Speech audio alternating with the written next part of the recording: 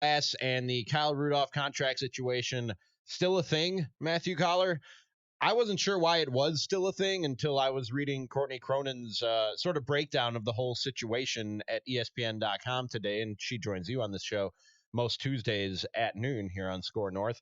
And essentially to give them some breathing room, a little wiggle room should they suffer an injury or something happens during the season where they need to go out and sign a free agent. Right now, they're basically right up against a cap, and should anything happen, they're kind of screwed. Yeah, if you listen to Darren Wolfson's The Scoop podcast, he had a former NFL agent, Joel Corey, on, and he explained in a ridiculous amount of detail how this works.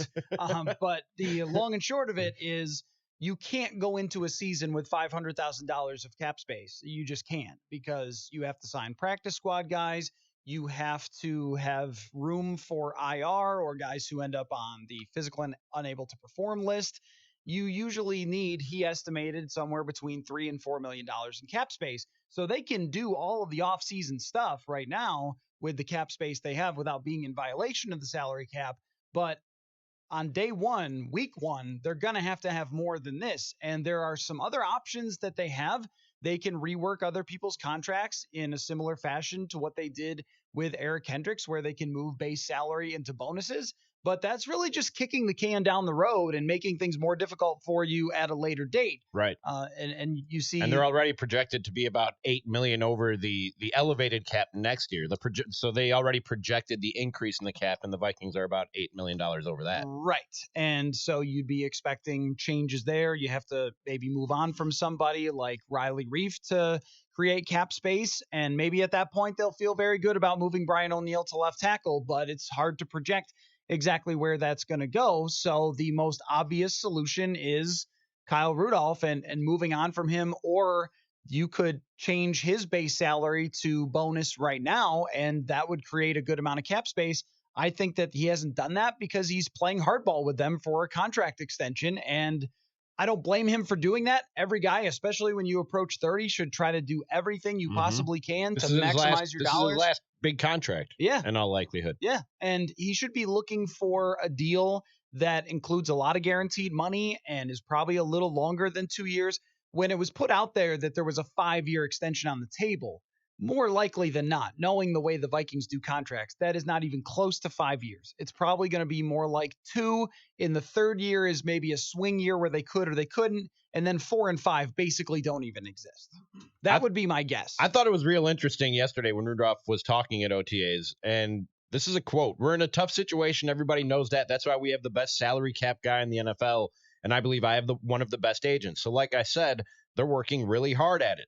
Then added, "With that being said, there's plenty of other teams that are interested as well." That's more transparent than most guys in his situation would be, to just flat out say, hey, yeah, it's a possibility that I'm playing somewhere else in 2019. And my understanding is that Kyle Rudolph is telling the truth, that there are other teams who would be interested in trading for him and working out a long-term contract extension with him. The problem is the New England Patriots are the most obvious. They don't have cap space either. So another team might be interested in trading for him if the Vikings were willing to change around some of that money, and maybe you don't get 7.6 on a cap. Maybe you get more like 4 or 5 by changing around the money and his cap hit and then trading him. You might be willing to do that if a contract extension was forthcoming with whatever team he went to. But the most obvious team can't afford him right now either, and they would have to make some changes in order to get cap space. Other teams that might be interested are Oakland. Buffalo just had a tight end that they signed get hurt. That might be another team that really doesn't have a tight end. I feel much better making a trade with Oakland or Buffalo than I do New England, because when you trade with Bill Belichick, you just assume you're getting fleeced, and you're going to end up looking bad when the whole thing is said and done. Even in a roundabout kind of way with Cordell Patterson ending up in New England. It was classic. It was like, oh yes, now they're maximizing all his skills. And he's playing running back? He's playing and running it back. Worked? That's weird. He wanted to in Minnesota, and they would never let him. Really? And yeah, I wrote an article about that in 2016 about how Cordell Patterson was interested in playing running back and open to it, and it would have been a good idea, but they never really tried it. So no surprise, New England would try something unique and have it work. But anyway, back to Rudolph. there will be teams that are interested in a Pro Bowl tight end who catches everything you throw at him. And as much as people criticize him for the yards after catch, things like that, Zach Ertz averaged 10 yards a catch last year. Kyle Rudolph was 9.9. I mean, normally tight ends don't average 14, 15, 16 yards a catch. You just don't expect that from that position unless you're getting some really special player. But guess what? There's only ever been one Rob Gronkowski, and I don't know if there'll ever be another player like that. Right. To me, he's one of the all-time great NFL players, and replacing him or asking Kyle Rudolph to be like him, you just can't do that. So I've never liked the idea of them moving on from him, and it feels more and more like the Vikings are in a pickle and that Kyle Rudolph actually has the leverage here. He absolutely has the leverage. Because of how much they need him on their offense. And Kirk Cousins is a perfect example of this. Sometimes as a player at a certain position, the market just kind of comes to you. Yeah. And you look at where Kyle Rudolph is, whether he is bait for a trade this year or whether he's in the free agent market next year, he's a very enticing player to teams because he's the best tight end that money has to buy right now, which usually means you have to pay close to top dollar to get that guy, regardless of where he's ranked, regardless of what Vikings fans think of his production.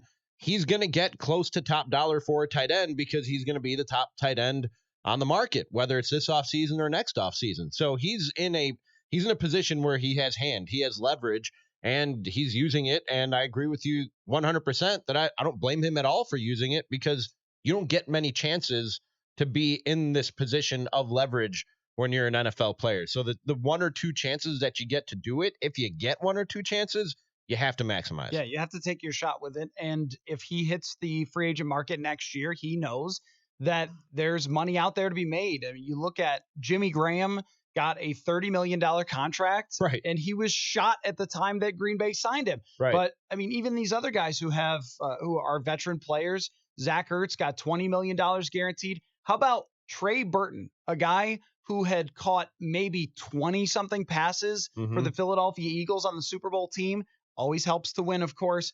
But he got $22 million guaranteed from the Bears. He also threw the Philly special. Yes, he did. So they've got an extra bonus there. But, I mean, if you're talking about tight end prices, if you're even reasonably good at this, Jordan Reed in Washington, $22 million guaranteed. If you are decent at being a tight end, you are going to get a good amount of interest because there's so very few. I mean, I was looking through the entire list trying to come up with guys who are decidedly better than Kyle Rudolph at tight end.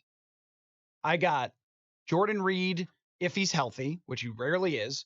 Travis Kelce is definitely better than him. Zach Ertz is better than him. And then maybe Eric Ebron, but he's going to have to prove it for a little bit longer. George Kittle, yeah. There are a couple guys on the rookie contracts. Evan Ingram might be, but he isn't much of a blocker. I mean, you're only talking about a couple of guys that are much better than him. He's probably the 8th or 9th best player at his position in the entire NFL. And when you're the 8th or 9th best position player at your position in the NFL, but you're the top position player at your position in the NFL on the free agent market, that means you get at least top 5 money. Yeah, I mean, you look at some of these offensive linemen. Robert Mays mentioned it with us yesterday, but like Jawan James got a huge contract to go to Denver, and he's not even close to the best right tackle in the NFL. He's probably like 9th, 10th, or 11th best right tackle, and yet he got number 1 money, and that's what Kyle Rudolph has to be thinking, or at least that he wants to go someplace where they don't draft tight ends all the time. Now, Kyle Rudolph, in a response to someone on Twitter a few weeks ago, said, the Vikings have been trying to replace me for years, which is not true. Michael Pruitt and David Morgan and Bucky Hodges, late round draft picks, Tyler Conklin, these were not potential replacements. Bucky Hodges was not the replacement plan? No. He was not the successor? No, not a 6th round guy who had no idea how to run a route. So I shouldn't have taken him on my fantasy team. No, you should not have. That gets to a funny Bucky Hodges story. 2 funny Bucky Hodges stories. Just a funny we've got name. Time. Just a funny name. That's why I picked that one out of the list of names that you said. Well, Michael Pruitt was spelled Mycole. Awesome. And the M and the C are capitalized. So I love it. There's that. But 2 funny stories about Bucky Hodges. He got number 84 in camp, which somebody's got to get 84, right? And so he gets, of course, it's amazing to me. Randy Moss's number. And the first thing he says is, I hope that it's a legendary number, and I hope that I can be legendary in it. You won't be. Dude, you're a 6th round pick. Like, have a little self-awareness here. Did you say that to him at the press conference? No, but I mean, it was like, what? Did you just say what I think you just said about keeping the number legendary when you're a 6th round pick? You should just be like, yes, I'm aware Randy Moss wore it. They gave it to me. There's nothing I could do about that. Like, Casey Kasem always said, keep your feet on the ground and reach for the stars. He did. Yeah. Well, and that was Bucky Hodges. I mean, last year, Chad Beebe had it in camp, said nothing about it. And Irv Smith might not know who Randy Moss is at his age. Like, people ask, like, so you got the number 84? And he was like, yeah, wore 82 in college, so this will work. It was like, okay, I don't think you know what everyone's getting at here. But then again, you're 20, so I don't think maybe you saw the Randy Moss highlights. Maybe it's amazing to me. Irv Smith was an infant child when Randy Moss was catching touchdowns as a rookie, and we are all 100 years old, basically. When you start asking a player about number 84 and he has no idea what you're talking about. What was the other one? Oh, we had a bet in training camp about whether Bucky Hodges would make the team, another reporter and I, because I noticed he couldn't run routes. It's a problem. So I was like, no way, not making the team. Nope. So we put an ice cream on it. And they come out with the final cuts. Hodges is on the team. Then they cut him one day later to add somebody else. Cost you an ice cream, though. We went to arbitration. I still lost. I agree with that decision. I know. But you're saying Kyle Rudolph said on Twitter, the Vikings have been trying to replace me for years. That's how we started down that. And so clearly he feels like he's been disrespected by the Vikings, which, again, is not true. When they're drafting guys in the 5th round, it's not true. And when you can't be the only person on the depth chart, dude. And them drafting, Irv Smith, like, I mean, you're 30 years old and you're in the last year of your contract. Again, this is not a disrespect. They have to have a plan if you decide that you're not going to stay with this team. But there is clearly tension between the two sides. And I think Rudolph has much more leverage because of how much they need him. It's like he knows he could get paid and a job somewhere else. If they think they're going to replace him and his production with a 2nd round pick, that's very, very dicey. It could happen, but more likely than not, through looking at recent history, tight ends do not just step in and succeed. We were talking